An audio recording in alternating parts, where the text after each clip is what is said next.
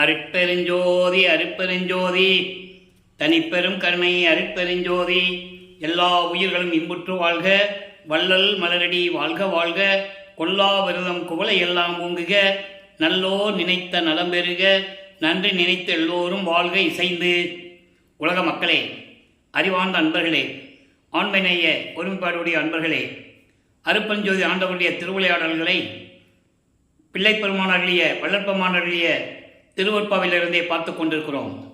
அருட்பெருஞ்சோதி ஆண்டவர் இந்த பிரபஞ்சம் தோன்றிய காலத்திலிருந்தே ஏராளமான திருவிளையாடல்கள் செய்திருந்தாலும் கூட கலியுகத்தினுடைய கடைசி திருவிளையாடல் 1823ஆம் ஆண்டு தொடங்கி 30/1/1874 இரவு 12 மணி வரையிலும் திருவிளையாடல் நடந்து கொண்டிருக்கிறது. இதுக்கான காரணம், ஏற்கனவே பிரபஞ்சத்தில் தோன்றிய 4 யுகங்களிலுமே கிரேத யுகம், திரேத யுகம், துவார யுகம், கலியுகம், இந்த 4 யுகங்களிலுமே சமயங்களும் மார்க்கங்களும் மதங்களும் தோன்றிவிட்டன. இந்த சமயங்களும் மதங்களும் மார்க்கங்களும் தோன்றிய பின் அவர்கள் கருத்துக்கு ஏற்றபடி இதை தோற்றுவித்தவர்கள் அவர்கள் அறிவின் விளக்கத்தின்படி அவர்களுடைய தலைவர்களை எல்லாம் உருவாக்கி உருவங்களை அமைத்து அதற்கேற்றபடி ஆலயங்களை அமைத்து வழிபாட்டு முறைகளை அமைத்து மக்களை வழிபட செய்து விட்டார்கள். அது காலங்காலமாக நடந்து கொண்டிருக்கிறது. அப்போ இந்த யுகங்களும் அழிந்து விட்டது, சமயங்களும் மதங்களும் மார்க்கங்களும் முடிவடைந்து விட்டது.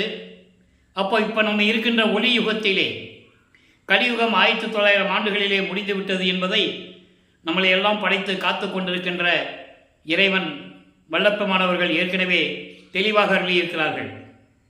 எனவே இப்போ இந்த யுகத்தில் சதுர்யுகத்தில், இப்போ நம்ம சதுர்யுகத்தில் இருந்து கொண்டிருக்கிறோம். இதை ஒளி யுகம் என்று கூறுவார்கள் வல்லற்பமானவர்கள். இந்த ஒளி யுகத்தில் வாழ்கின்ற மக்களுக்கு ஒரு ஆன்மீக மார்க்கம் வேண்டும். ஏற்கனவே சமயங்களும் மதங்களும் மார்க்கங்களும் சூழ்ந்திருந்த காலகட்டங்களில் அந்த மக்களெல்லாம் எப்படி துன்பமடைந்து வேதனை அடைந்து ஒருத்தருக்கு ஒருத்தர் முரண்பாடுகளோடும் வேற்றுமை குணங்களோடும் எப்படி சண்டையிட்டு கொண்டார்கள் என்பதை தெளிவாக நமக்கு அருளியிருக்கிறார்கள்.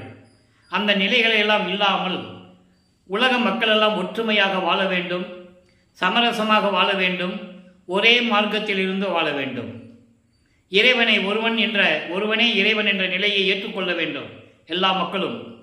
அதற்காக அருட்பெருஞ்சோதி ஆண்டவர் சுத்த சன்மார்க்கத்தை உருவாக்கி அதை தன் மகன் கையில் கொடுத்து செயலாற்றுவதற்காக தனது அருளால் பெற்றெடுத்த ஒரு ஆண்மகனை ஒரு தாயின் வழியாக இந்த பூலகிற்கு வருவிக்க செய்தார் என்பது, அவர் இறைவனுடைய மகன், அவருக்கு பிறப்பு இறப்பு இல்லை. பிறக்கின்றவர்களுக்கும் அவதரிக்கின்றவர்களுக்கும் பிறப்பு இறப்பு உண்டு. இந்த நிலையில் வருவிக்க உற்றார். நமது பிள்ளைப்பெருமானர்கள் வருவிக்க உற்ற இடம் சிதம்பரம் அருகிலே மருதூர் என்ற கிராமத்திலே ராமைய பிள்ளை சின்னையம்மையார் என்பவர்களுடைய இல்லற வாழ்க்கையில் வருவிக்க உற்றார். அப்போ அந்த குழந்தை பிறந்தவுடனே, வருவிக்க உற்றவுடனே அவங்களுக்கு இது இறைவனுடைய குழந்தைன்னு அவங்களுக்கு தெரியாது. இல்லற வாழ்க்கையில் உலக வாழ்க்கையிலிருந்து பிறந்ததனால் ஒரு சாதாரண குழந்தை பிறந்ததாகவே அவர்கள் நினைத்து கொண்டிருக்கிறார்கள். இந்த நிலையில் இருக்கும்போது இறைவனுடைய திருவிளையாடல், நமது குழந்தை இறைவன், நமது பிள்ளைப்பெருமானவர்கள் ஒரு தாயின் கருவுரையில் இருக்கும்போது எப்படியெல்லாம் இறைவனுடைய திருவிளையாடல் நடந்தது என்பதை நாம் ஏற்கனவே தெளிவாக பார்த்துவிட்டோம். சுருக்கமாக சொல்ல வேண்டுமென்றால், ஒரு தாயின் கருவறையிலே நமது குழந்தை இறைவன் பிள்ளைப்பெருமானவர்கள் இருக்கும்போது அருட்பெருஞ்சாண்டவர் தன் மகனுக்கு இட்ட பெயர் செல்வப்பிள்ளை, உலகியலிலே அவருக்கு இட்ட பெயர் ராமலிங்கம், மக்களால் அழைக்கப்பட்டவர் திரு அருட்பிரகாச வள்ளலார். அதனால்தான் நான் பிள்ளைப்பெருமான் என்று பெயர் கூறுவதுண்டு. அப்போ அந்த நிலையில் இருக்கும்போது கருவறை இருட்டாக இருக்கிறது என்று நினைக்கும் போது அருட்பெருஞ்சாண்டவர் தன் மகனுக்கு ஒளி காட்டியதையும், அதாவது வெளிச்சத்தை கட்டுறாரு. மகன் சொல்றாரு, இருட்டா இருக்குதே, இருட்டறையில் கொண்டு வந்து வச்சுட்டேன்னு சொல்லுவார். அப்போ அவருக்கு ஒளி காட்டியதையும், பசி என்று சொல்லும்போது தன் மகனுக்கு அருளமுதம் ஊட்டியதையும், காற்றே வரவில்லையே உடம்பு புழுக்கமாக இருக்கிறது என்று சொல்லும்போது தன் மகனுக்கு அமுத காற்று தென்றல் காற்று வீசியதையும் ஏற்கனவே நாம் விளக்கமாக பார்த்து விட்டோம். அதன் பிறகு இந்த மண்ணுலகத்தை தொட்டவுடன் பிரம்மன், திருமால் போன்ற பதத்தலைவர்களும் வானவர்கள் எல்லாம் வந்து எங்களை ஆளப்போகும் அருள்கடலை என்று சொல்லி வாழ்த்தி வரவேற்கிறார்கள். அதனுடைய விளக்கங்களை எல்லாம் பார்த்து விட்டோம். 5 மாத குழந்தையாக இருக்கும்போது நமது பிள்ளை பெருமானவர்கள் குழந்தையாக இருக்கும்போது சிதம்பரத்திலே ஒரு திருவிழாவிற்காக எடுத்து செல்லுகிறார்கள்.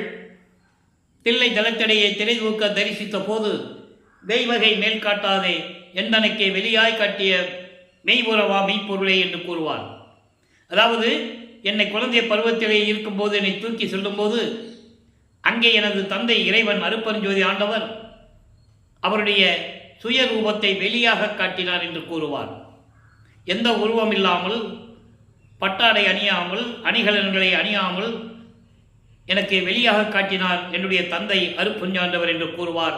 அந்த விளக்கங்களை எல்லாம் பார்த்து விட்டோம்.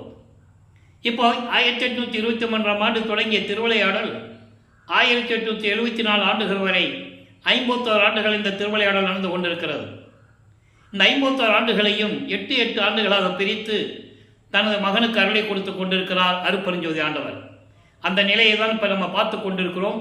அந்த ஒவ்வொரு 8 ஆண்டுகளிலும் இறைவனுடைய திருவிளையாடல் எப்படி நடந்தது என்பதை திருவெட்பாவிலே 1ஆம் திருமுறையிலிருந்து 6ஆம் திருமுறையில் இருக்கின்ற பாடலுடைய விளக்கங்களை நாம் பார்த்து கொண்டிருக்கிறோம். இதுவரையில் நாம் பார்த்த விளக்கங்கள் பதிவு 272 பதிவுகளிலே பார்த்தோம். 272 எபிசோடு முடிஞ்சிடுச்சு. இன்னைக்கு 273வது பதிவிலே இறைவனுடைய திருவிளையாடல் எப்படியெல்லாம் நடந்தது என்பதை பார்க்க போகிறோம். அதற்கு முன்னால் இதுவரையில் நடந்த திருவிளையாடலுடைய ஒரு சுருக்கம். இப்போ வல்லப்பமானவர்கள் வளர்ந்து கொண்டிருக்கின்ற காலகட்டங்களில் பள்ளிக்கூடத்தில் போய் சேர்க்கணும். வீட்டில் கொண்டு போய் எல்லாரும் உலகையில் குழந்தைய போய் பள்ளிக்கூடத்தில் சேர்க்கிற மாதிரி கொண்டு போய் சேர்க்குறாங்க. அவர் படிக்கிறதுக்கு மனம் இல்லை, மனம் இடம் கொடுக்கவில்லை. காரணம், தந்தையினுடைய திருவிளையாடல் நடந்து கொண்டிருக்கிறது என்பது அப்போ அவருக்கு தெரியாது. அவரும் சாதாரண ஒரு குழந்தைய பிறந்திருக்கிறது அவர் நினச்சிட்டு இருக்கிறாரு. அப்போ அந்த நிலையில் இருக்கும்போது பள்ளிக்கூடத்துக்கு போக முடியாதுன்னு சொல்லும்போது அந்த வீட்டிலே ஏற்பட்ட பிரச்சனைகளினால் எவ்வளவு மன கஷ்டப்பட்டார் என்பதையும், அது இயற்கை தானே. ஒரு குழந்தைய கொண்டு பள்ளிக்கூடத்தில் சேர்க்குறாங்க, படிக்க முடியாதுன்னு வந்துட்டா வீட்டில் இருக்கிறவங்க திட்டுவாங்கல்ல, என்னதாடா பண்ண போகிறேன், பள்ளிக்கூடத்துக்கு போக மாட்டேன்ற, ஊர் சுற்றிட்டு இருக்கியே அப்படின்லாம் திட்டுவாங்க. அது இயற்கை. இதையெல்லாம் தாங்கி கொண்டு நமது குழந்தை இறைவன் ஒரு தனிமையான ஒரு இடத்தை நாடுகிறார்.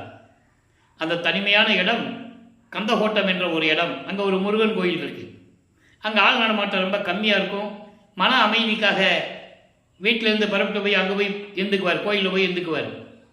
அங்கே வர்றவங்க போகிறவங்கெல்லாம், என்ன ராமலிங்கம் சும்மாவே இருக்கிறியே, ஏதாவது ஒரு பாட்டு பாடேன்னு சொல்லும்போது முருகனை பற்றி பாடுகிறார். அப்போ அவருக்கு அதான் தெரியும். சமயங்கள், மதங்கள், மார்க்கங்களை பற்றிய நிலைகள், சிவபெருமான் தான் இறைவன் என சைவ குலத்திலிருந்து வருவிக்க விட்டதனால் சைவ குலத்தின் தலைவனாகிய சிவபெருமான் தான் இறைவன் என்று நினைத்து கொண்டு சிவபெருமான் என்றும் நமச்சிவாய் என்றும் ஓம் நமச்சிவாயா சிவசிவாய் என்று சொல்லி மந்திரங்களை சொல்லி வழிபட்டு கொண்டிருக்கிறார் நமது பிள்ளை பெருமான் அவர்கள். சைவ சமயத்தின் அடையாளமாகிய திருநீரை பூசிக்கொள்வதும் உத்திராட்சமலையை போட்டுக்கொள்வதும் இப்படியே இந்த நிலையில் இருந்து கொண்டிருக்கிறார்கள்.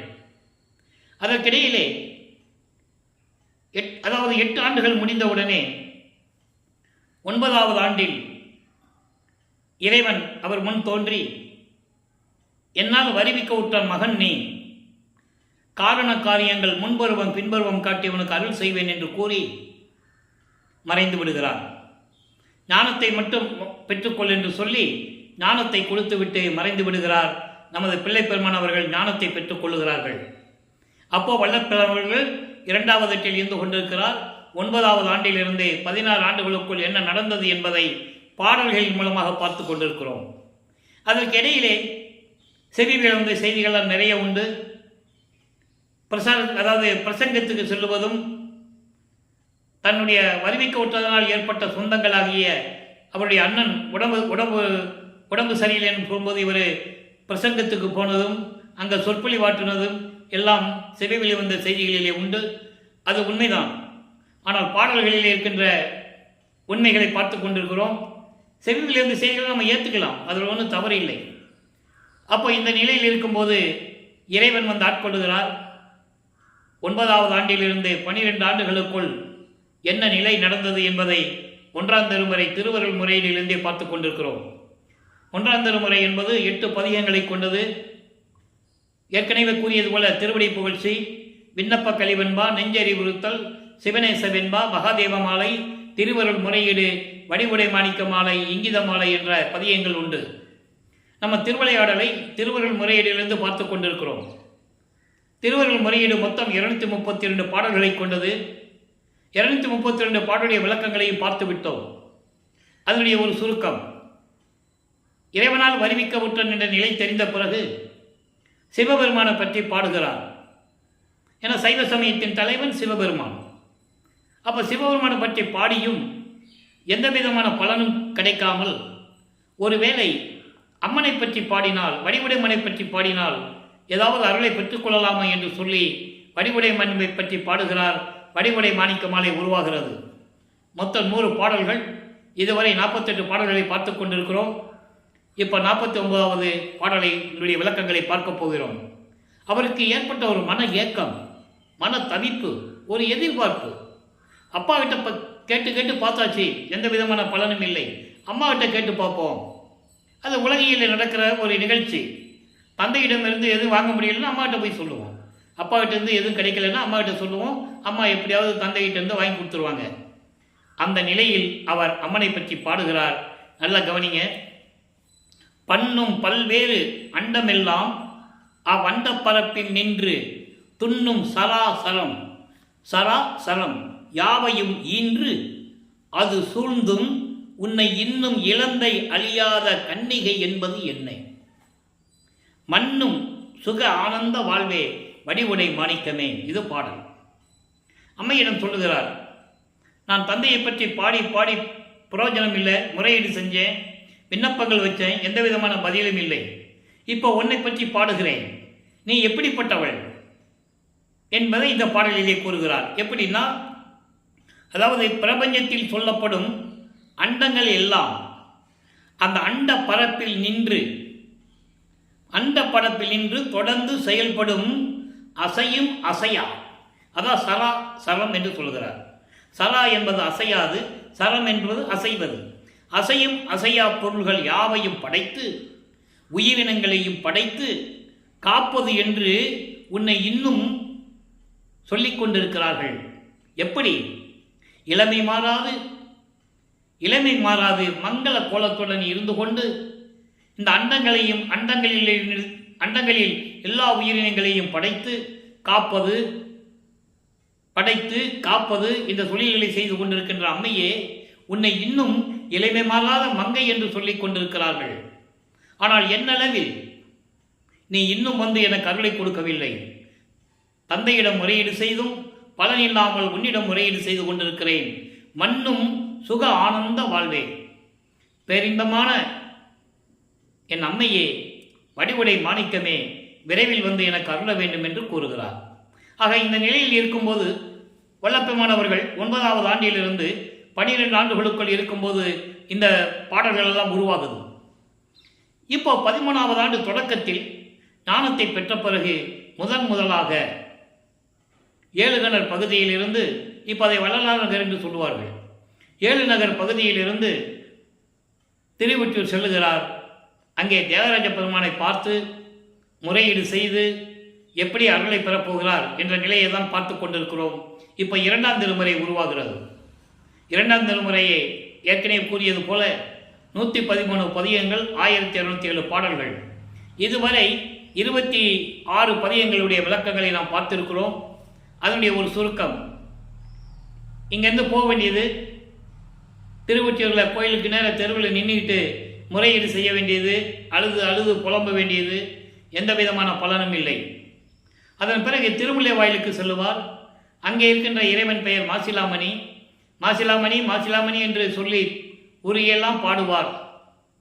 நீ என்னை இந்த பூலகத்துக்கு வருவிக்க செய்துவிட்டு உன்னை தேடி வந்தால் வாய் பேசாமல் இருக்கிறாய். என்ன என்று கேட்பதில்லை. ஏன் வந்தாய், எதற்கு வந்தாய், எப்படி இருக்கிறாய் என்று கூட நீ கேட்பதில்லை. ஊமை போல் இருந்து கொண்டிருக்கிறாயே என்று சொல்லி பாடிய பாடல்களை எல்லாம் பார்த்து விட்டோம். நெஞ்சம் உருகும், அப்படியே கண்ணிலிருந்து தண்ணி வரும், அப்படிப்பட்ட பாடல்கள். அதன் பிறகு அங்கேயும் எந்த விதமான பதிலும் இல்லாததால் திருவல்லித்தாயத்துக்கு போவார். திருவல்லித்தாயத்தில் இருந்து கொண்டு எப்படியெல்லாம் இறைவனை வணங்கினார் என்பதையெல்லாம் பார்த்து விட்டோம். கந்த துணி கட்டிக்கிட்டு இருக்க, எனக்கு கொடு, நான் கட்டிக்கிட்டு இருக்கிறேன். பெற்ற பிள்ளையை தெருவில் விட்டு விட்டான் என்று உன்னை ஏசுவார்களே, உன் மீது பழி சுமப்பார்களே, அதை கண்டுதான் நான் அஞ்சுகிறேன், பயப்படுகிறேன். என் தந்தையே விரைவில் வந்து எனக்கு அருள வேண்டும் என்று பாடல்களில் எல்லாம் கூறியதையெல்லாம் பார்த்து விட்டோம். இப்போ 27வது பதிகம் சிவானந்த 10 என்ற பதிகத்திலே 2வது பாடலை பார்க்க போகிறோம். இந்த பாடலிலே எப்படி இறைவனை வேண்டுகிறார் என்ற நிலையை நாம் பார்க்க போகிறோம். நல்ல கவனிங்க. ஐயா, நின்னுடைய அன்பர்கள் எல்லாம் அழிவு இல் இன்பமுற்று உருகி இருக்கின்றார். வெய்ய நெஞ்சக பாவியேன் கொடிய வீணனேன், இங்கு வீழ் கதிக்கு இடமாய் வைய வாழ்க்கையில் மயங்குகின்றனன். மேல் வருவது ஓன்றிலேன் வாழ்வு அடைவேனோ, செய்ய வண்ணனே ஒற்றியம் பொருளே தில்லை ஓங்கிய சிவானந்தத்து தேனே.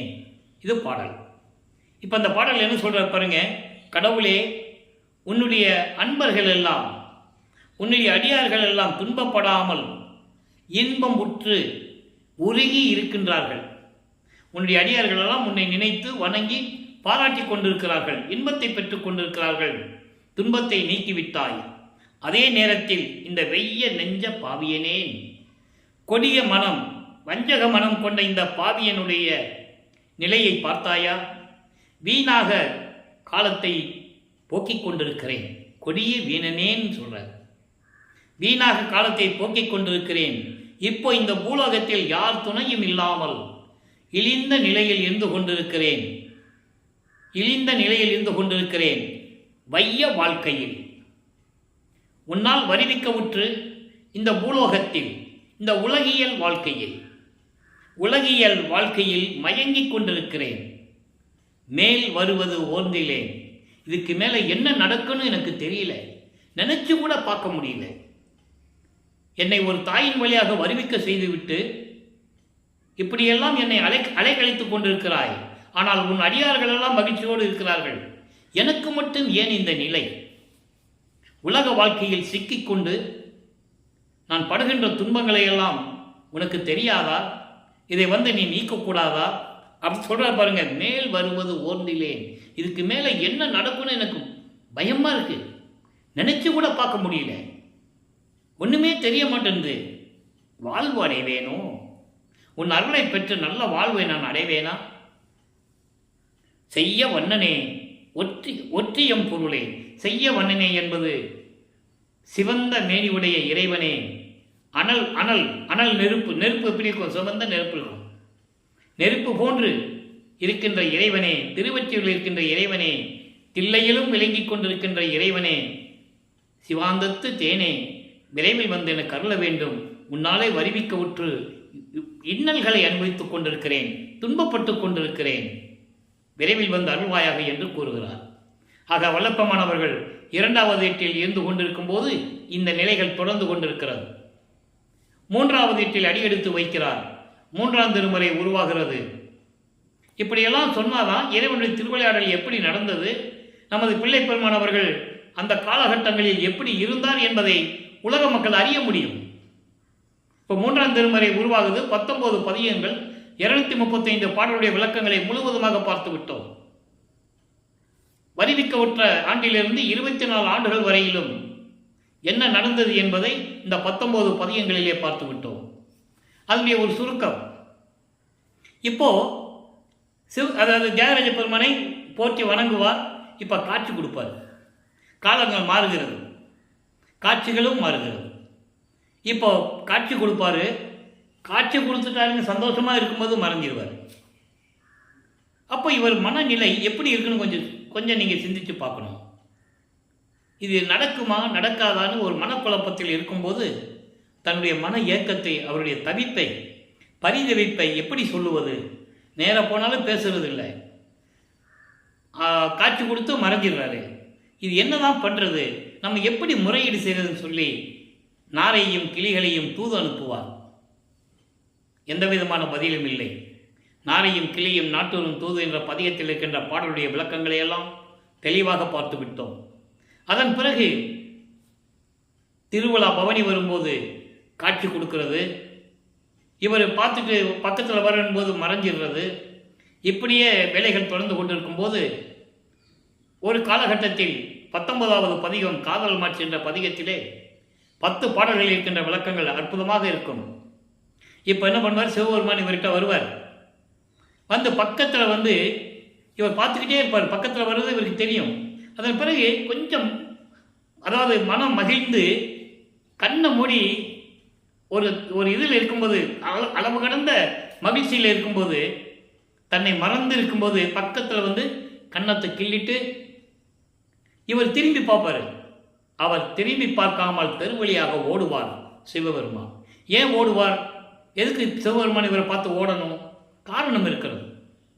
இவர்கிட்ட மாட்டக்கூடாது. இன்னும் ஆண்டுகள் இருக்கிறது. இன்னும் 27 ஆண்டுகள் இருக்குது. அதுக்கப்புறம் சொல்லிக்கலாம். ஏன்னா மகனை பக்குவப்படுத்துகிறார் இறைவன். திருவிளையாடல் செய்து கொண்டு மகனை பக்குவப்படுத்துகிறார் பல ரூபங்களிலே. சிவபெருமானுக்கு எத்தனையோ உருவம் இருக்கு. எந்தெந்த ரூபத்தில் வரணுமோ எப்படியெல்லாம் வந்து அவரை மகனிடம் திருவிளையாடல் செய்து கொண்டிருக்கிறார் அருட்பெருஞ்சோதி ஆண்டவர். அப்போ அந்த நிலையில் இருக்கும்போது இவரும் பின்னாலேயே ஓட, அங்கே இருக்கிறவங்களாம் என்ன ராமலிங்கம் தெருவில் ஓடிக்கிட்டு இருக்கீங்கன்னு கேட்க, சிவபெருமான் ஓடுறாரு நான் பிடிக்க போகிறேன்னு சொல்ல, அங்கே இருக்கிறவங்க சொல்லுவாங்கள்ல, கலியுகத்தில் எல்லாம் நடக்கிற காரியமாக ராமலிங்கம் போய் வேலையை பார்ப்பா, ரொம்ப நாளாக ஒன்றையும் நாங்கள் பார்த்துக்கிட்டு இருக்கோம், ஏதாவது வேலை இருந்தால் போய் பாரு, இப்படியே இருந்தால் எப்படி அப்படின்னு சொல்ல, அதற்கு இவர் பதில் சொல்ல எல்லாமே பாடல்களில் உண்டு. பதில் சொல்லுவார். நீங்கள்லாம் சொல்கிறீங்க இறைவன் வந்து சாப்பாட்டுக்கு இல்லாமல் பிச்சை எடுத்தார், சுடுகாட்டில் போய் படுத்திருந்தார், எல்லாம் சொல்கிறீங்க, கூத்தாடின்னு சொல்கிறீங்க, எல்லாம் நான் ஏற்றுக்கிறேன். இருந்தாலும் அவனை அடையாமல் நான் விடமாட்டேன். என்னுடைய காதலை நான் கனவில் கூட என்னால் மறக்க முடியாதுன்னு சொல்லுவார். அந்த நிலைகளெல்லாம் பார்த்து விட்டோம். அந்த நிலைகளெல்லாம் முடிந்த பிறகு இப்போ 4வது எட்டில் வல்லப்பெருமான் வருகிறார்கள். 4ஆம் திருமுறை உருவாகிறது. 8 பதிகங்களும் 197 பாடல்களுடைய விளக்கங்களை பார்த்து விட்டோம். அன்பு மாலை, அருட்பிரகாச மாலை, பிரசாத மாலை, ஆனந்த மாலை, பத்தி மாலை, சவுந்தர மாலை, அபராத மன்னிப்பு மாலை, அதிசய மாலை, எல்லா பாடலுடைய விளக்கங்களை பார்த்து விட்டோம். இப்போ வல்லப்பெருமானவர்கள் 25வது ஆண்டிலிருந்து வருவிக்க உற்று 25வது ஆண்டிலிருந்து 32 ஆண்டுகளுக்குள் இருந்து கொண்டிருக்கிறார். இந்த 8 ஆண்டுகளில் என்ன நடந்தது என்பதை சுருக்கமாக சொல்ல வேண்டும். இப்போ 27வது ஆண்டில் இவருக்கு கல்யாணம் பண்ணணும். 27 ஆண்டு ஆயிடுச்சு. கல்யாணம் பண்ணணும்னு சொல்லும்போது இவர் முடியாதுன்னு சொல்ல, இல்லைப்பா உனக்கு கல்யாணம் பண்ணிதாகணும், அக்கா மகளை கல்யாணம் பண்ணிக்கோன்னு சொல்ல, இவர் தன் தந்தை சொல்ல வேண்டுமே, அருட்பெருஞ்சாண்டவர் சொல்ல வேண்டுமே. அதனால் அவங்கெல்லாம் ஒரு சாமியார்கிட்ட கூட்டு போகிறாங்க. அவர் அருட்பெருஞ்சோதி ஆண்டவர் மகனிடம் சொல்லுகிறார், நீ மனைவியை ஏற்றுக்கப்பா, தாலி கட்டிடுன்னு சொல்கிறார். ஏன்னா இவர் தாலி கட்டினாதான் அந்த அம்மாவுக்கு விமோசனம் கிடைக்கும். சஞ்சீதம், பிராரத்தம், அகாமியம் போன்ற அந்த ஊழ்வினைகளெல்லாம் அந்த அம்மாவை விட்டு நீக்க வேண்டும். அதற்காகவே அந்த அம்மையார் இவர் வருவிக்க உற்ற குடும்பத்தில் ஒரு சொந்தக்கார பெண்ணாக பிறக்கிறாங்க. நல்லா புரிஞ்சுக்கணும் நீங்கள். அதனால தான் இவருக்கு அந்த அம்மாவுக்கு இவர் தாய்மாமன் ஆகிறார். ஸோ அக்கா மகளை திருமணம் செய்வது என்பது உலகியலிலே இருக்கின்ற ஒரு முறை.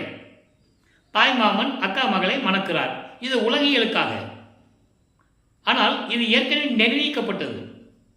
விண்ணுலகத்திலே நிர்ணயிக்கப்பட்டு நீ தான் இந்த பொண்ணுக்கு தாலி கட்டணும்னு சொல்லி இந்த மாதிரி விளக்கங்கள்லாம் சொல்லி தான் வல்லப்பெருமானவர்கள் பூலோகத்துக்கு வராரு. அதுக்கான பாடல்கள் எல்லாம் உண்டு. ஒரு மாத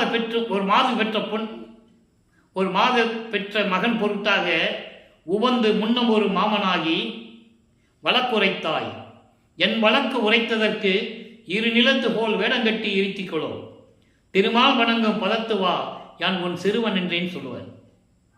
அதாவது ஏற்கனவே நீ சொன்னபடியே நான் எல்லாம் பண்ணிகிட்டு இருக்கேன், நீ வேஷம் மட்டும்தான் போட சொன்னேன், அதை தான் நான் போட்டுக்கிட்டு இருக்கேன் அப்படின்லாம் சொல்லுவார் அந்த பாடலில். அந்த விளக்கத்தை எல்லாம் பார்த்துட்டோம். அப்போ இந்த திருமணத்தின் போது பிரம்மன், திருமால், ருத்திரன், மகேஸ்வரன், சதாசிவம் போன்ற பதத்தலைவர்கள், ரிஷிகள், முனிவர்கள், சத்தர்கள், சக்திகள், ரிஷிகள் எல்லாம் இவரை வாழ்த்துறாங்க, மணமக்களை வாழ்த்துறாங்க. அது மனித கண்களுக்கு தெரியாது, மானிட பிறவிகளுக்கு தெரியாது.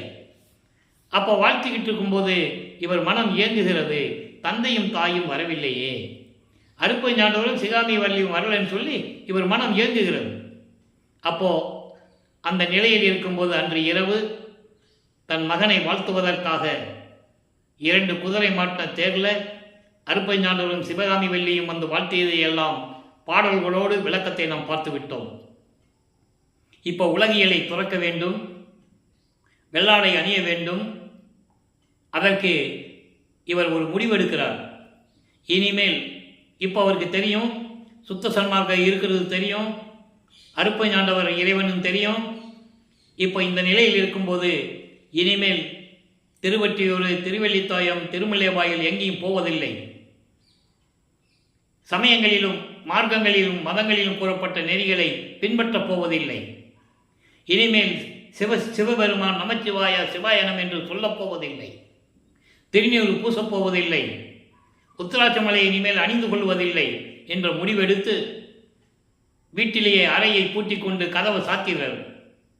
இரட்டக்கதவு சாத்திடுறார், தாப்பா போட்டுறார். இறைவன் பார்க்கிறார். மகனுடைய கோபம் நியாயமானது என்று எண்ணி விண்ணுலகத்திலிருந்து பூலோகத்திற்கு அந்த தெருவழியாக கால்வழிக்க நடந்து வந்து தன் மகனை கூப்பிட்டு கதவை திறந்து மகனை அழைத்து எப்படியெல்லாம் அருளை கொடுத்தார் என்பதை நாம் ஏற்கனவே பார்த்து விட்டோம். அதனுடைய ஒரு சுருக்கம்.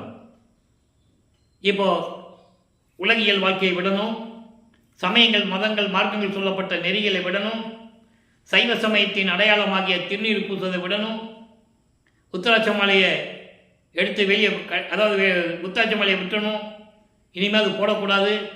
இந்த நிலையில் இருக்கும்போது இறைவன் வந்து கதவை திறந்து தெருவழியாக நடந்து வந்து கதவை திறந்து எப்படி தன் மகனுக்கு அருளை கொடுத்தார் என்ற விளக்கங்களை எல்லாம் பார்த்து விட்டோம்.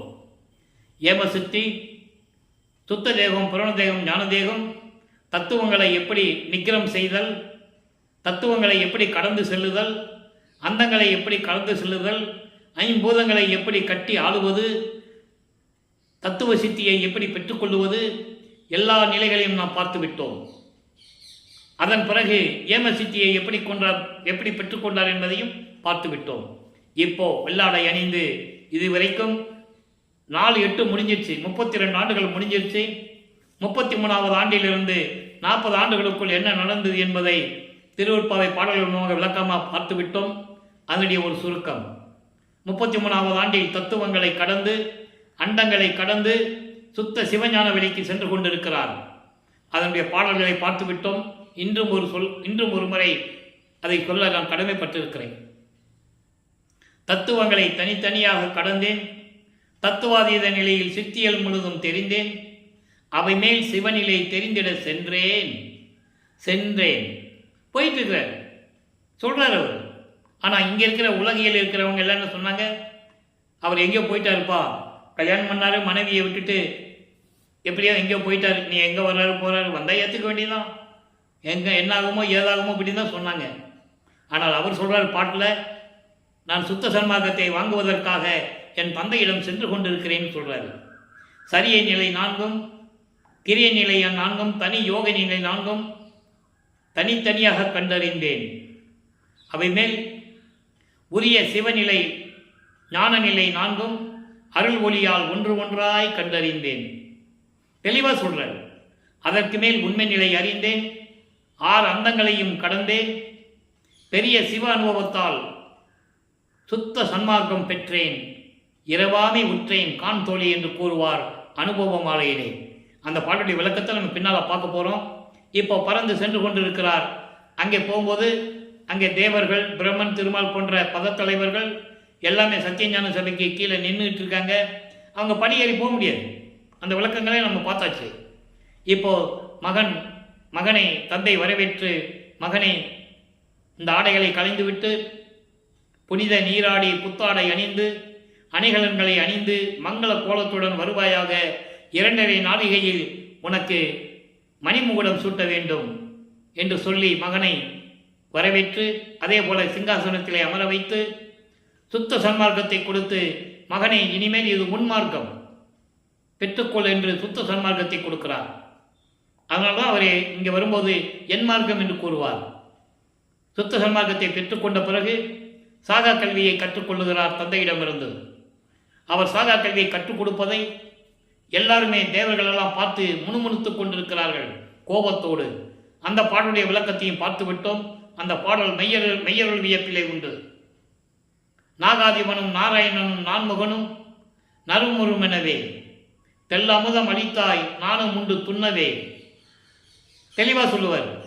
சாகா கல்வியை கலையை பயிற்று தந்த தயவையை சாற்றலுக்கரிது என்று கூறுவார். இந்த நிலையில் இருக்கும்போது எல்லாவற்றையும் தந்தையிடமிருந்து பெற்றுக்கொண்டு இனி அருப்பெருஞ்சோதியும் திருவருள் செங்கோலாட்சியும் இறைவன் மகனோட சேரணும். இந்த 3 நிகழ்ச்சி தான் பாக்கி. இது எல்லாரையும் பெற்றுக்கொண்டார். நேராக பூலோகத்திற்கு திரும்பி வருகிறார். வரும்போதை சிதம்பரத்திலே எழுந்தருளுகிறார். அங்கே பரசுராமனும் கருவூலியில் இருக்கின்ற வீட்டு ஓனர், வீட்டு உரிமையாளர் வெங்கட ரெட்டியார் அவங்க பேசிகிட்டு இருக்கும்போது டக்குன்னு போய் நிற்கிறாரு. அவங்க முன்னால் இருக்கிறார். அப்போ அந்த நிலையில் இருக்கும்போது பரசுராமன் வியந்து போய், இது செவிவெளி வந்த செய்திகள், பட் இதுக்கு லிங்க் ஆகும். நம்ம சொல்கிற விளக்கத்துக்கு அது லிங்க் ஆகும். ஏன்னா வெங்கட ரெட்டியார் அங்கேருந்து தான் கூட்டு வர்றாரு. நமது பிள்ளை பெருமான் அவர்களை அங்கேருந்து தான் வீட்டுக்கு வாப்பான்னு கூட்டு வர்றாரு. சாதாரண எல்லாருமே ஒரு சாமியார்னு நினச்சிட்டு இருக்காங்க. அவரை வெள்ளாடை அணிந்து போட்ட ஒரு முக்காடு போட்ட சாமியார் அப்படி தான் எல்லாருமே சொல்லிகிட்டு இருந்தாங்க. இப்பவும் அதான் சொல்லிகிட்டு இருக்காங்க. அதான் மன வேதனையை தருகிறது. அவர் எல்லாரையும் பெற்றுக்கொண்டார். இறைவனுடைய மகன் பிரபஞ்சத்தை இயக்கப் போகிறார். அது காலங்கள் நெருங்கி கொண்டிருக்கிறது. அதற்கு முன்னாலே இறைவன் தன் மகனுக்கு எப்படியெல்லாம் அருளை கொடுக்கிறார் என்பதை திருவருட்பாவிலே இருக்குது. இப்போ கருவூலியில் இருந்த காலகட்டங்களில் தந்தையும் மகனும் எப்படி உரையாடினார்கள் என்ற விளக்கங்களை எல்லாம் பாடல்களின் மூலமாக நாம் பார்த்து விட்டோம். இப்போ கரும்புலியை விட்டு விடைபெற வேண்டும். அந்த வீட்டிற்கு தண்ணீரால் விளக்கரித்த இல்லம் என்ற ஒரு பெயரை ஏற்படுத்திவிட்டு ஏற்கனவே பேசியபடி பார்வதி பெருமக்கள் கொடுத்த அந்த இடத்திலே தர்மசாலையை ஒரே நாளிலே நிறுவி 23/5/1867 நிறுவி அணை அடுப்பை மூட்டி உணவை சமைத்து பசியை போக்கிக் கொண்டிருக்கிறார் வல்லப்பெருமானவர்கள். அந்த காலகட்டத்தில்தான் 1869 கடலூர் மஞ்சக்குப்ப கோட்டில் உயர்நீதிமன்றத்திலே ஆறுமுக நாவலார் தலைமையிலே படலூரிலே ராமலிங்கம் என்பவர் பாடல்களை இயற்றிக்கொண்டு சமயங்களையும் மதங்களையும் மார்க்கங்களையும் சாடிக்கொண்டு ஜாதிகளையும் இழிவுபடுத்திக் கொண்டு பாடல்களை இயற்றிக் கொண்டிருக்கிறார். அதற்கு திருவொற்பா என்று பெயர் வைத்திருக்கிறார். திருமுறைகள் என்று சொல்லிக் கொண்டிருக்கிறார். அது ஏற்புடையதல்ல. திருவொற்பாவை மறுப்பா என்று அறிவிக்க வேண்டும் என்று வழக்கு தொடர்ந்து விட்டார் முத்துசாமி ஐயர் என்ற வழக்கறிஞரின் மூலமாக. வல்லப்பெருமானுக்கெல்லாம் வழக்கறிஞர் இல்லை. இறைவனுக்கு எதுக்கு வக்கீல்? ஆக வாதி நிற்கிறாரு. அங்கே வாதம் தொடர்கிறது. பிரதிவாதி எங்கே அப்படின்னு நீதிபதி கேட்கிறார். நீதிபதி பிரிட்டிஷ்காரர்கள். அவங்களுக்கு டிரான்ஸ்லேட்டர் ஒருத்தர் இருப்பாங்க. எங்கன்னு கேட்கும்போது எழுந்தருளுகிறார். நல்லா கவனிக்கணும். உடனே எழுந்தருளுகிறார். ஆனால் இங்கே இருக்கிறவங்களாம் சொல்லுவாங்க, நடந்து போனார், மாட்டு வண்டியில் போனார், இப்படியா சொல்லுவாங்க. அதெல்லாம் நம்ம காதில் கேட்க வேண்டிய அவசியம் இல்லை. அப்போ இந்த நிலையில் இருக்கும்போது அங்கே எழுந்தருளும் போது எல்லாருமே வியப்பாக பார்க்குறாங்க. இதுவரைக்கும் இல்லையே, எப்படி திடீர்னு வந்தார்? அப்போ கூட அவங்களுக்கு தெரியல இவர் இறைவனாக வருவிக்கொற்றவர்ன்றது. அப்போ கூட அவங்களுக்கு தெரியல. தாழ்வு மனப்பான்மை, சாதிகளையும் மதங்களையும் மார்க்கங்களையும் ஜாதிகளுடைய பற்றுகளையும் பின்பற்றி கொண்டிருந்தவர்கள். எல்லாருமே பேருக்கு பின்னால் ஜாதி தான் போட்டிருப்பாங்க. ஏன் வல்லப்பெருமான் கூட இருந்தவர்களும் சுற்றி இருந்தவர்களும் கூட முதலையார் என்றும் பிள்ளையார் என்றும் பிள்ளை என்றும் கந்தசாமி பிள்ளை, வேலாயுதம் முதலியார், ஐயரு, இப்படி நிறைய ஜாதிகளை பெயர் பெற்றுக் கொண்டுதான் சுற்றி இருந்தவர்களும் இருந்தார்கள் என்பது எல்லாருக்கும் தெரியும். இது சொல்லி மறைக்க வேண்டிய அவசியம் இல்லை. உண்மையை என்றும் மறைக்க முடியாது. ஆக இந்த நிலையில் இருக்கும்போது இப்படிதான் இது திருவொற்பா அல்ல மறுப்பா என்று அறிவிக்க வேண்டும் என்று வழக்கு தொடர்ந்தாச்சு. இப்போ நீதிபதி அவர் கூப்பிடுங்க, பிரதிவாதியை கூப்பிடுங்கன்னு சொல்லும்போது அங்கே உயர்நீதிமன்ற காவலாளி சொல்லுவார், அந்த வேலையாளி ஊழியர் சொல்லுவார், 3 முறை கூப்பிடுவாங்க. இப்போவும் கோர்ட்டில் அந்த பழக்கம் உண்டு. ராமலிங்க பிள்ளைன்னு கூப்பிடும்போது நீதிபதி முன்னால் எழுந்தவர்களார். நீதிபதி பார்க்குறாரு. இவரை பார்த்த உடனே எந்திரிச்சு நிற்கிறார். காரணம் என்ன? இவர் காட்சி கொடுக்கிறார், யார் என்பதை காட்சி கொடுக்கிறார். அதுதான் உண்மை, அதுதான் சத்தியம். சாதாரண ஆளை பார்த்தால எந்திரிச்சு நிற்க மாட்டாங்க நீதிபதி. காட்சி கொடுத்தாரு, எந்திரிச்சு நின்றார். மக்கள்கிட்ட யார் சொல்லலை, அதான் உண்மை. எல்லாரும் எந்திரிச்சு நின்னாங்க, வழக்கு தள்ளுபடி ஆச்சுன்னு தான் சொல்லுவாங்க. அதல்ல, விவாதம் நடக்கிறது, விசாரணை நடக்கிறது. வல்லப்பமான் கூறுகிறார்கள், இறைவன் அருளால் எழுதினேன். இறைவன் சொன்னான் எழுதினேன். எப்படி? இறைவன் சொன்னான் எழுதினேன். இதில் என்னுடைய சொந்த முயற்சி எதுவும் இல்லை. நான் சொல்லுகின்ற வார்த்தையெல்லாம் நாயகன் வார்த்தை, நான் செய்கின்ற செயலெல்லாம் நாயகனுடைய செயல். தெளிவாக கூறுகிறார். அதை உணர்ந்து கொள்கிறார் நீதிபதி. திருவற்பாவை மறுப்பா என்று அறிவிக்க முடியாது, இந்த வழக்கை தள்ளுபடி செய்கிறேன் என்று நீதிபதியை தள்ளுபடி செய்கிறார். எந்திரிச்சு நின்னா மட்டும் வழக்கு தள்ளுபடி ஆயிராது. எந்த கோர்ட்டில் அது நடக்கும்? யோசனை பண்ணி பாருங்க. ஆக இந்த நிலையில் இருக்கும்போது சிறப்பான தீர்ப்பை நமது இறைவன் பெற்றுக்கொண்டு தர்மசாலைக்கு திரும்புகிறார். உடனே வந்துடுவார். நொடிப்பொழுது அண்டங்களை நொடிப்பொழுதில் கடக்கின்றவர். நினைச்ச இடத்துல இருப்பார். எத்தனை இடத்துல வேணாலும், எந்த ரூபத்தில் வேணாலும் இருப்பார். அந்த சக்தியெல்லாம் பெற்றுக்கொண்டவர். தர்மசாலையிலே இருந்து கொடுக்கும்போது இங்கே உத்தரஞான சிதம்பரமாலை உருவாகியது. அந்த பாடலுடைய விளக்கங்களை எல்லாம் பார்த்து விட்டோம். தந்தை மகனுக்கு எப்படி அறிவுரை கூறினார். மகனே, எல்லாம் வருவாங்க, இங்கே உன்னை ஏமாற்றுவாங்க, நீ தான் பார்த்துக்கணும். சுத்த சமாஜத்தை சேர்ந்தவங்க யாரு, சமயங்களையும் மதங்களையும் மார்க்கங்களையும் சார்ந்தவங்க யாரு, யார் கொலை தவிர்க்காமல் இருக்கிறார்கள், எல்லாம் நீ தான் பார்த்துக்கணும் அப்படின்னு தான் சொல்லுவார். அந்த பாடலுடைய விளக்கங்களை எல்லாம் பார்த்து விட்டோம். அதோடு மட்டுமல்ல, தர்மசாலை தான், இங்கிருந்து தான் சுத்த சன்மார்க்கம் உலகிற்கே விளங்கும், உலகிற்கே தெரியப்படுத்தப்படும். இங்கே தான் சத்தியஞான சபை வரப்போகிறது என்ற நிலையெல்லாம் தெளிவாக சூட்சமமான விளக்கங்களிலே நமக்கு அருளி இருப்பார்கள். அந்த விளக்கத்தை எல்லாம் நாம் பார்த்து விட்டோம். அதனால தான் அங்கே இருக்கிற சத்தியஞான சபையை அப்படியே இங்கே வடிவமைத்தது நமது பிள்ளை பெருமானவர்கள். அங்கே பிரம்மன் தேவர்களாக உள்ளே போக முடியாது அவங்களுக்கே. அப்படின்னா அதனால இவர் சொன்னார், கொலையும் புலையும் தவிர்த்து உள்ளே புகுகவும் சொன்னார் இல்லையா? மாமிச சாப்பிட்றவங்க உள்ளே வரக்கூடாது, உயிர்களை கொலை செய்கிறவர்கள் உள்ளே வரக்கூடாது. தெளிவாக சொன்னார். ஏன் சொன்னார்னா, சுத்த சன்மார்க்கத்தினுடைய சிறப்பு விதியே அதான் பாடல்களையே சொல்லுவார். கொல்லா விரதம் தன்னை கொல்லாரை காணில் ஒரு புல் என எண்ணி புறம்பொழின்னு சொல்லுவார். கொல்லா விரதம் தன்னை, அதாவது எந்த உயிரையும் கொல்ல மாட்டேன் அப்படின்னு சபதம் எடுக்காதவனை பார்த்தா ஒரு தூசி மாதிரி வேலையை நினைச்சு நீ போயிடுன்னு சொல்ற. அதே மாதிரி கொலையும் புலையும் தள்ளாரை தள்ளுவானை, கொலையும் புலையும் தள்ளாதவர்களை விடாதவர்களை இறைவன் அடைய மாட்டான். இறைவனுடைய அருள் கிடைக்காது. அது பாடல்களை கூறுகிறார். எனவே இப்படியெல்லாம் நிலைகள் கடந்து கொண்டிருக்கும் போது, தர்மசாலையில் இருக்கும்போது நடராஜபதி மாலையும் சர்க்குரிமணி மாலையும் எப்படி உருவாகியது, எப்படியெல்லாம் அந்த பாடலுடைய விளக்கங்கள் இருந்தது என்பதையெல்லாம் பார்த்து விட்டோம். இப்போ அம்பலவாணர் அணை வருகை என்ற பதியத்திலிருந்தே பாடல்களை பார்த்து கொண்டிருக்கிறோம். இப்போ வல்லப்பமானவர்கள் 6வது எட்டில் இருந்து கொண்டிருக்கிறார். 6:48 காலங்கள் நெருங்கி கொண்டிருக்கிறது. அந்த கட்டத்தில் நம்ம இருந்து கொண்டிருக்கிறோம். இப்போ தர்மசாலையை விட்டு அவர் கிளம்பணும். நீ கொஞ்ச நாள் ஆகும். இன்னும் சிறிய விளக்கங்கள்லாம் கொடுக்க வேண்டியது இருக்கு. அனுபவ மாலை முடியணும். அனுபவ மாலை முடிஞ்சாதான் அங்கே மேட்டுக்குப்பத்துக்கு போகிறது.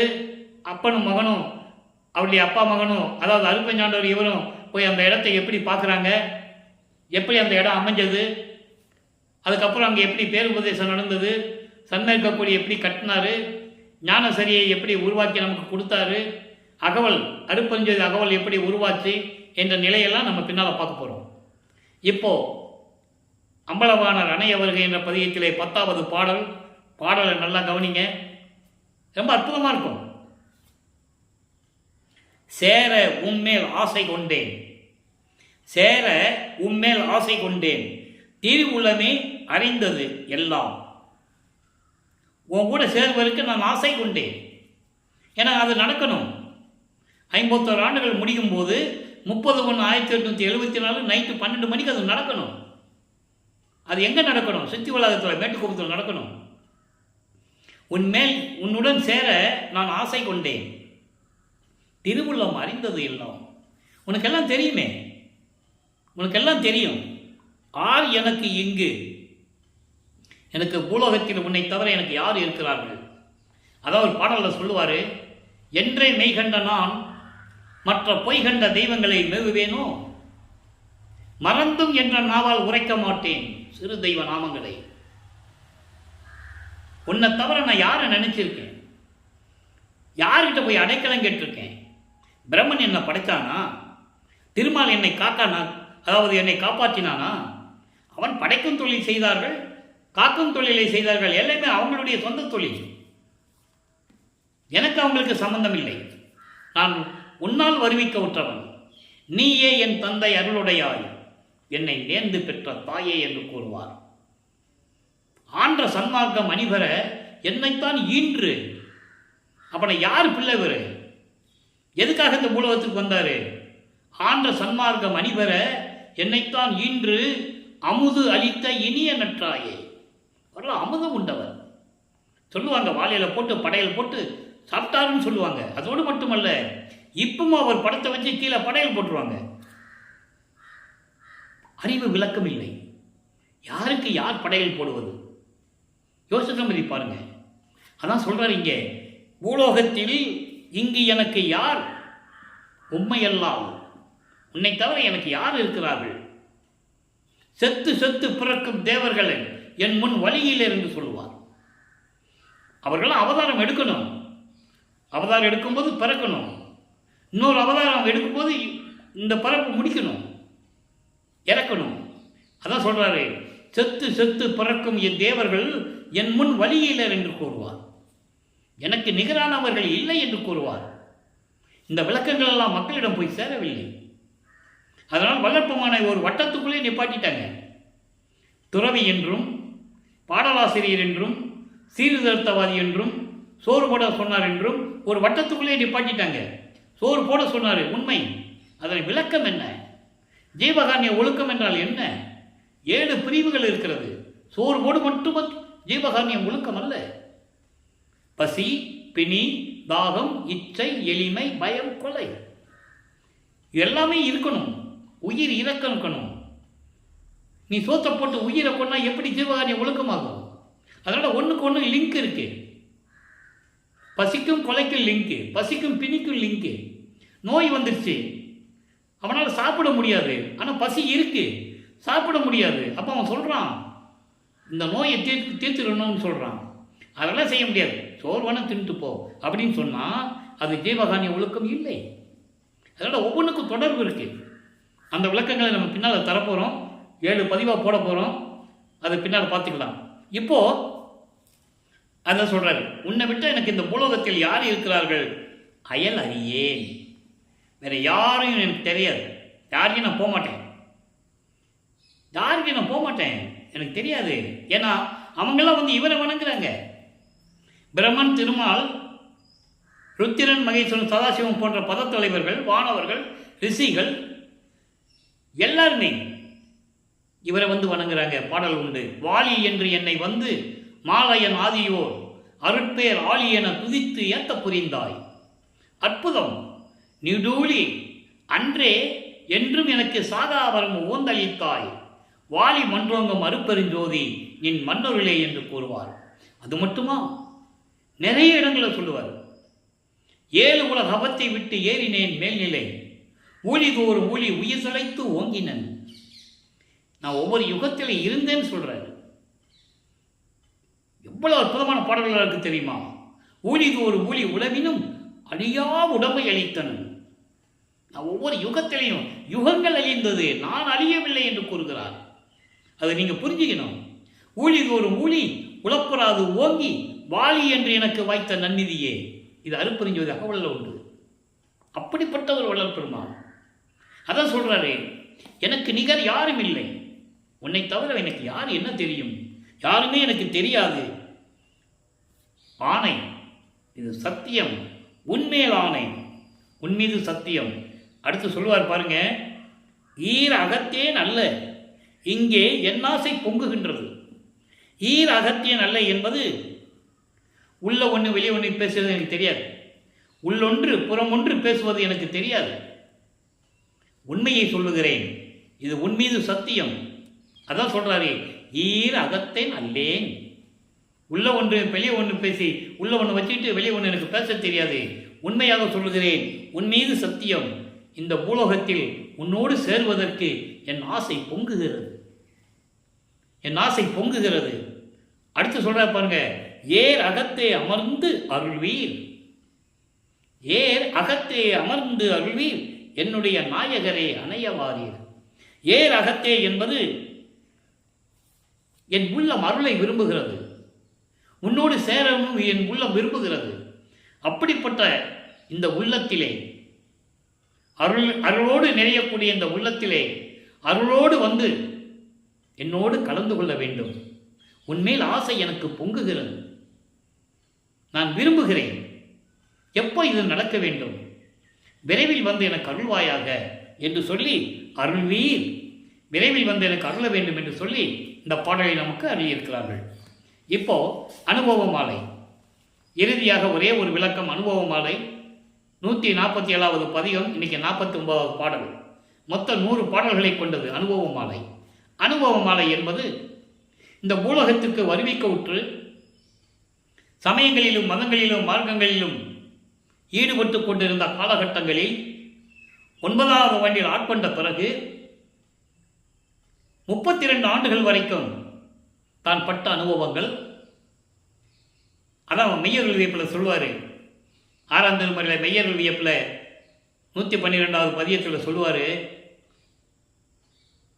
12 ஆண்டு தொடங்கி இற்றைய பகல் வரை இந்த படியில் நான் பட்ட பாடு நினைக்கு கல்லும் கரையுமே இரும்பும் உருகுமே என்று சொல்லுவார். 12வது ஆண்டில், அதான் நான் சொன்னேன் ஏற்கனவே, ஏதாவது நம்ம பார்த்துக்கிட்டே இருக்கோம். 9வது ஆண்டில் ஆட்கொள்ளுகிறார். இவர் இறைவனுடைய மகன் தெரிஞ்சிருச்சு, வெளியே சொல்ல முடியாது. 9வது ஆண்டிலிருந்து 12 ஆண்டுகளுக்குள், அந்த 12 ஆண்டுகள் தொடங்கியதிலிருந்து, ஏன்னா 13வது ஆண்டில் தான் திருவொற்றியூர் போகிறாரு. நல்லா கவனிச்சிக்கணும், நல்லா கவனிக்கணும். திருவொற்றியூருக்கு போகிறாரு. அப்போ அதில் இருந்து இற்றைய பகல் வரை அந்த 32 ஆண்டுகள் வரைக்கும் நான் பட்ட பாடு இருக்குதே இந்த பூலோகத்தில், அதை நினைச்சா கல்லு கூட உருகுமா, கல்லு கூட கரையுமா, இரும்பு கூட உருகுமா, அப்படிலாம் சொல்லுவார். அதான் இங்கே சொல்கிறார் அனுபவ மாலையில். அனுபவ மாலை என்பது தான் தந்தையிடமிருந்து பெற்ற அனுபவங்களை மாலையாக தொடுத்து பாடல்களாக நமக்கு அருளியிருக்கிறார்கள். ஒவ்வொரு பாடலிலும் எப்படியெல்லாம் அந்த அனுபவங்களை கூறுகிறார் என்பதை நாம் ஒவ்வொரு பாடலின் மூலமாக பார்த்து கொண்டிருக்கிறோம். இன்னைக்கு பாருங்க, துரிய பதம் கடந்த பெருஞ்சோதி வருகின்றார். எப்படி சொல்றார் பாருங்க, பெருஞ்சோதி, அருப்பெருஞ்சோதி, துரிய நிலைகளை கடந்திருக்கின்ற இறைவன் அருப்பெருஞ்சோதி வருகின்றார். உலக மக்களுக்கு சொல்றாரு, தன்னை மனைவியாகவும் இறைவனை கணவனாகவும் வர்ணனை செய்து ஒரு தோழியிடம் சொல்லுவது போல உலக மக்களுக்கு சொல்லிக் கொண்டிருக்கிறார். இப்படிப்பட்ட விளக்கத்தை மக்களுக்கு சொல்லணும், அப்போதான் நம்மளுக்கு புரியும். முதல்ல 5 திருமுறைக்கு படிக்க வேண்டான்ட்டாங்க. நல்லா கவனிக்கணும் நீங்க, அங்கதான் பிரபஞ்சத்தின் உண்மையே இருக்கு. 5ஆம் திருமுறை முழுவதுமாக தத்துவத்தினுடைய தலைவர்களாகிய முருகனையும் விநாயகனை பற்றி பாடியது. தெளிவாக சொல்லுவார், சுப்பிரமணிய தத்துவம் என்று சொல்லுவார். விநாயகனை பற்றி சொல்லும்போது கணபதி தத்துவம் என்று சொல்லுவார். காணாபத்தியத்தினுடைய தலைவன் கணபதி, அதாவது கௌபாரம் சமயத்தின் தலைவன் முருகன். அவங்களை பற்றி பாடியது 5ஆம் திருமுறை முழுவதுமாக. நல்லா புரிஞ்சுக்கணும் நீங்க, பாடினார் உண்மை. சுத்த சன்மார்க்கத்தை பெற்ற பிறகு நிலை என்னன்னு தான் நம்ம பார்க்கணும். ஏன்னா சுத்த சன்மார்க்கத்தை உலக மக்களுக்கு சொல்றதுக்காக தான் அவர் பூலோகத்துக்கே வராரு. அதை முதல்ல சொல்லணும் மக்கள்கிட்ட. பூலோகத்துக்கு ஏன் வந்தாரு, ஏன் ஒரு தாயின் வழியாக வந்தாரு, உலக மக்களோட இருக்கணும். அப்போதான் அவர் உலக மக்கள்கிட்ட சொல்ல முடியும். திடீர்னு வந்து இதெல்லாம் இல்லைப்பன்னு சொன்னால் யார் ஒத்துக்குவாங்க? யாரும் ஒத்துக்க மாட்டாங்க. அதனால தான் இவர் பூலோகத்திற்கு வருவிக்க விட்டார் என்ற நிலை ஏற்பட்டது. அது உங்களுக்கு நல்லா புரியணும். இப்போ பாருங்க, துரிய பதம் கடந்த அருப்பெருஞ்சோதி வருகின்றார். இப்போ வரார், தர்மசாலையில் வச்சு சொல்கிறார். இன்னும் மட்டுக்கு போகல. என் தர்மசாலை தான் ஜெயபகானி ஒழுக்கம் உருவானது. இங்கேருந்து தான் சுத்த சன்மார்க்கம் பரவணும். சத்தியஞான சபையை உலக மக்கள் எல்லாருமே பார்க்கணும், நல்லா கவனிக்கணும். வருகின்றார், சுக வடிவம் தர உயிருக்கு துணைவர் வருகின்றார். ஏற்கனவே போன பாடல்களில் இன்ப வடிவம் ஞான தேகம், சரியா, பொன் வடிவம் சுத்த தேகம், அதை கொடுத்தது சொல்லிட்டாரு. இங்கே சுக வடிவம் பிரவண தேகம். பிரவண தேகம் தருவதற்காக ஏற்கனவே வாங்கினவர் உலக மக்களுக்கு அறிய கொடுக்கிறார். எல்லாருக்கும் தெரியும்படி, பிரபஞ்சம் முழுவதும் அறியும்படி இங்கே கொடுக்க வருகிறார். ஏன்னா தன் மகனை ஒரு பூலோகத்திற்கு ஒரு தாயின் வழியாக ஒரு மானிட பிறவியாக வருவிக்க செய்தார். அதை உலக மக்களுக்கு சொல்லணும். அப்படிப்பட்டவன் அல்ல என் மகன், அருட்ஞானவர் சொல்லணும். அதுக்கு தான் இந்த பாடல். சுக வடிவம் தர உயிருக்கு துணைவர் வருகின்றார். தன்னை மனைவியாகவும் இறைவனை கணவனாகவும் வர்ணனை செய்கிறார். நான் ஏற்கனவே கூறியது போல காதலை சொல்ல வேண்டும் என்றால் அங்கே ஒரு ஆணும் பெண் இருக்கணும். அந்த வடிவத்தில் தான் இந்த பாடலை நாம் கருளியது. ஸோ இறைவன் வருவதை சொல்லிட்டார். எல்லாருக்கும் முன்னால் எனக்கு பிரணத்தை கொடுக்க போகிறான்னு சொல்லியாச்சு. பெரிய பிரம்ம ஆதியருக்கும் அரியர் வருகிறார். விண்ணுலகத்தில் இருக்கின்ற பிரம்மன், திருமால், ருத்திரன், மகேஸ்வரன், சதாசிவம் போன்ற பதத்தலைவர்கள் ஏற்கனவே அவங்க 5 தொழில் செஞ்சுக்கிட்டு இருந்தாங்கல்ல. இப்போ அதெல்லாம் வாங்கி அருட்ஞானவர் வச்சுக்கிட்டாரு.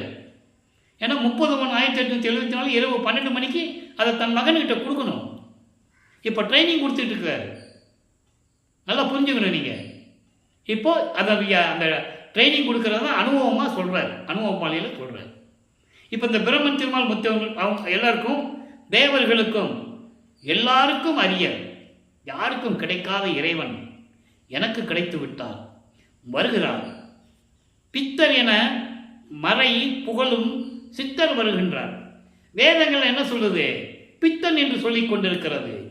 அப்படிப்பட்ட சித்தர் வந்து கொண்டிருக்கிறார். வேதங்கள் ரிக் வேதம், யசுர் வேதம், சாம வேதம், அதர்வன வேதம், அவங்கள சிவனை பற்றி பாடுவதில்லை. நல்லா புரிஞ்சுக்கணும் நீங்கள். ரிக் வேதம் இந்திரனை பற்றி பாடுவது, யசுர் வேதம் இந்த நாக வழிபாடு அந்த வழிபாடெல்லாம் செய்கிறாங்க அவங்களை பற்றி பாடுவது, சாம வேதம் அதாவது அருவ நிலையில் இருந்து கொண்டிருக்கின்ற போது வேள்வி வளர்த்து வழிபடுவது, அதர்வன வேதம் என்பது பிரமனை பற்றி பாடுவது. இதுதான் வேதங்கள் செய்து கொண்டிருந்தன. அதனால்தான் பிரம்மன், திருமால், ருத்திரன், மகேஸ்வரன் போன்ற தேவர்களும் வானவர்களும் நாங்கள்லாம் இறைவனை பார்க்க முடியல, நீங்கள் பார்த்தீங்களான்னு கேட்பாங்க. தனித்தனியாக சென்று வேதங்களை வினவ மற்றவையும் காணோம் என்று வருத்தமுற்று அங்கு அவரோடு புலம்பி நின்றார். யார்? வேதங்கள். ஆமாப்பா, நாங்களும் போய் பார்த்தோம், இறைவனை பார்க்க முடியலன்னு சொல்லுவாங்க. அதை தான் இங்கே சொல்கிறாரு. அப்படிப்பட்ட வேதங்கள் இறைவனை பித்தன் என்று சொல்லுகிறார்கள், சித்தர் என்று சொல்லுகிறார்கள். அப்படிப்பட்ட இறைவன் அருட்பெருஞ்சோதி ஆண்டவர் இங்கே வருகின்றார். சொல்லிட்டாரா? அடுத்து சொல்கிறார் பாருங்க, என்று வருகின்றார். இரிவு அகல் சிற்றவை நடம் செய்யும் இறைவன் வருகின்றார். இரிவு அகல் என்பது, இரிவு என்பது ஒரு விதமான பயம். இங்கே இரிவு என்பது மரண பயம். மரண பயத்தை நீக்குவதற்காக சிற்றவையிலே, அப்போ இல்லைங்க சத்தியஞான சபை கட்டல. அப்போ எந்த சிற்றவை? அங்கே சுத்த சிவஞான வெளியில் இருக்கின்ற சிற்றவை. அந்த சிற்றவையிலே திருவிளையாடல் செய்து கொண்டு அருள் நடனம் செய்து கொண்டிருக்கின்ற இறைவன் மரண பயத்தை போக்கக்கூடிய இறைவன். அதான் சொன்னாரு, சுத்த சன்மார்க்கத்திற்கு வந்தால் மரணமில்லா பெருவாழ்வில் வாழ்ந்திடலாம் கண்டீர் சொன்னார்ல. ஞான சரியில் இருக்கு. மரணமில்லா பெருவாழ்வு வேணும்னா சுத்த சன்மார்க்கத்துக்கு தான் வரணும், வேற வழியே கிடையாது. சுத்த சன்மார்க்கத்துக்கு வந்தால் தான் மரணமில்லா பெருவாழ்வு. சமயங்களிலும் மதங்களிலும் மார்க்கங்களிலும் இருந்தால் நீ எப்படி வேணால் இருந்துக்கலாம். அங்கே கட்டுப்பாடு இல்லை.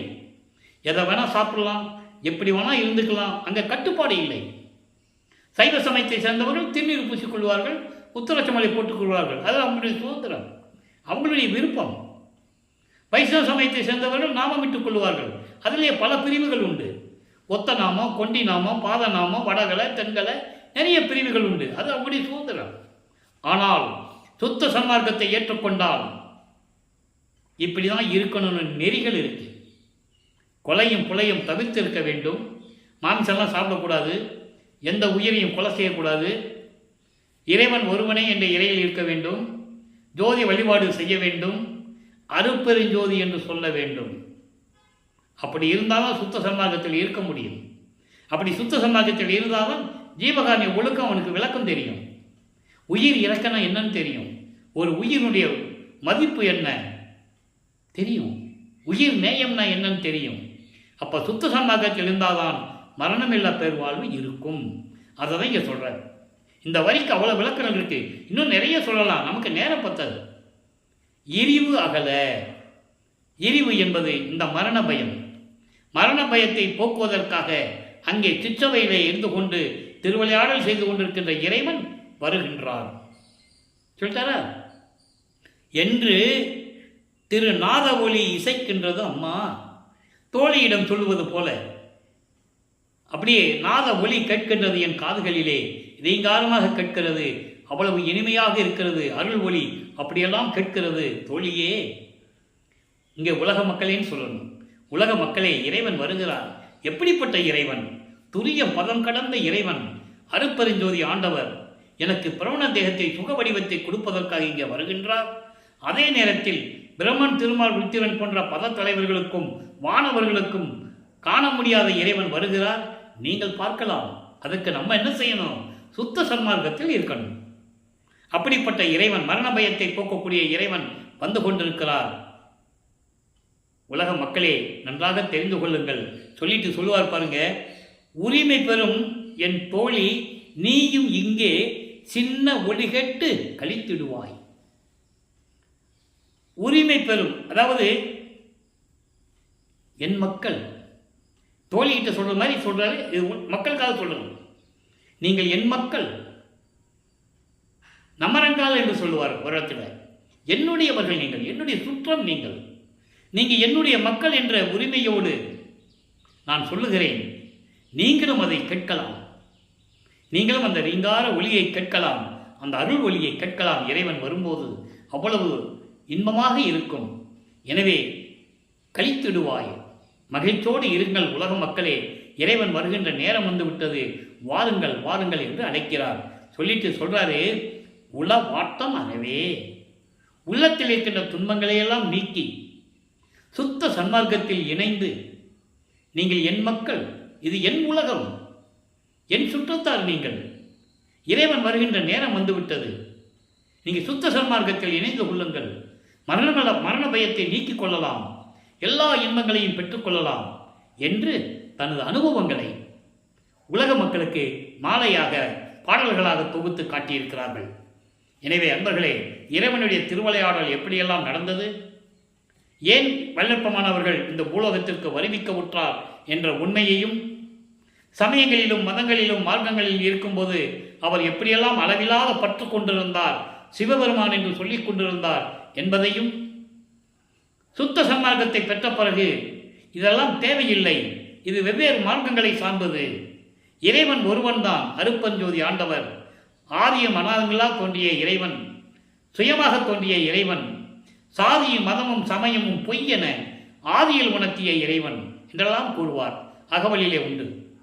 சாதியும் மதமும் சமயமும் காணா ஆதி அனாதையாம் அருட்பெருஞ்சோதி. அதெல்லாம் இறைவனுக்கு தெரியாது. இது மக்களை உருவாக்கி விட்டார்கள். சாதிகளையும் மதங்களையும் மார்க்கங்களையும் உருவாக்கி மக்களை வழிபட செய்து விட்டார்கள். ஒவ்வொரு மதத்திற்கும் சண்டையிட்டு சமணமும் பௌத்தமும் சண்டையிடுவார்கள், சமணமும் சைவமும் சண்டையிடுவார்கள், உயிரை மாய்த்துக் கொள்வார்கள். அந்த நிலை மாற வேண்டும் என்பதற்காகத்தான் சுத்த சன்மார்க்கத்தை எனது தந்தை நிறுவி அதை என் கையில் கொடுத்து எனக்கு ஒப்படைத்து உலக மக்களை எல்லாம் சுத்த சன்மார்க்கத்தில் சேர்த்து உலக மக்கள் எல்லாம் இன்புற்று வாழ வேண்டும் என்பதற்காகவே நான் இந்த பூலோகத்திற்கு ஒரு தாயின் வழியாக வருவிக்க விட்டேன் என்று கூறுகிறார். அதை நீங்கள் நல்லா புரிஞ்சுக்கணும். இப்போ பிரம்மன் திருமால் ஆட்சி காலம் முடிந்த உடனே இப்போ பிரபஞ்சத்தை இயக்கிக் கொண்டிருப்பது வல்லற்பெருமான். நான் வல்லற்பெருமானால் படைக்கப்பட்டவன் பெருமையோடு சொல்லிக்கொள்ளலாம். அப்போ சுத்த சன்மார்க்கத்தில் இருந்தால்தான் அந்த விளக்கம் கிடைக்கும். நல்லா புரிஞ்சுக்கணும். நீங்கள் பிரம்மன் திருமாலாம் எல்லாம் முடிஞ்சு போச்சு கதை. அது அந்த கலியுகத்தோடு எல்லா யுகங்களும் முடிஞ்சு போச்சு, மார்க்கங்களும் முடிஞ்சு போச்சு. கிரேத யுகத்தில் இருந்த கலக மார்க்கம், திரேத யுகத்தில் இருந்த திராவக மார்க்கம், துவார யுகத்தில் இருந்த நவநீத மார்க்கம், இந்த கலியுகத்திலே போன யுகத்திலே 1900 ஆண்டுகளை முடித்துவிட்டது. அங்கே இருக்கின்ற பஸ்ம மார்க்கம், எல்லா மார்க்கங்களும், தசா மார்க்கம், சத்புத்திர மார்க்கம், சக மார்க்கம், சமய மார்க்கம் எல்லாம் முடிந்துவிட்ட நிலையில் இருக்கும்போது சுத்த சன்மார்க்க நிலைதான் இப்போ தொடர்ந்து கொண்டிருக்கிறது என்பதை இங்கே நான் பதிவு செய்ய கடமைப்பட்டிருக்கிறேன். எனவே மக்களே, நீங்கள்லாம் சுத்த சன்மார்க்கத்தில் இணைந்து சாதிகளையும் மதங்களையும் மார்க்கங்களையும் எல்லாம் வேறுபாடுகள் இல்லாமல் சுத்த சன்மார்க்கத்தில் இருந்து அருட்பெருஞ்சோதி ஆண்டவர் தான் இறைவன் என்ற நிலையை ஏற்றுக்கொண்டு ஒளி வழிபாடு செய்து, தீப வழிபாடு செய்து, அருட்பெருஞ்சோதி அருட்பெருஞ்சோதி தனிப்பெருங்கனி அருட்பெருஞ்சோதி என்ற மகாமந்திரத்தை கூறி கொலையும் புலையும் தவிர்த்து, மாமிச உணவுகளை தவிர்த்து, உயிர்களை கொலை செய்வதை தவிர்த்து, நீங்களாம் இறைவனை வணங்கி இறைவனுடைய அருளையும் செல்வங்களையெல்லாம் பெற்று இந்த வையகத்தில் நீங்கள் வாழ்வாங்கு வாழ வேண்டும், நோயற்ற வாழ்வில் வாழ வேண்டும் என்று இறைவனுடைய தயவாலையும் கருணையாலையும் வாழ்த்து விடைபெறுகிறேன். இந்த வள்ளலார் ஊழியன். மீண்டும் நாளை சந்திப்போம். நன்றி, வணக்கம்.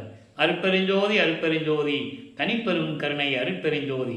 நாளையும் இறைவனுடைய திருவிளையாடல் தொடரும். கண்டு மகிழ்ந்து இறைவன் அருளை பெற்றுக்கொள்ளுங்கள்.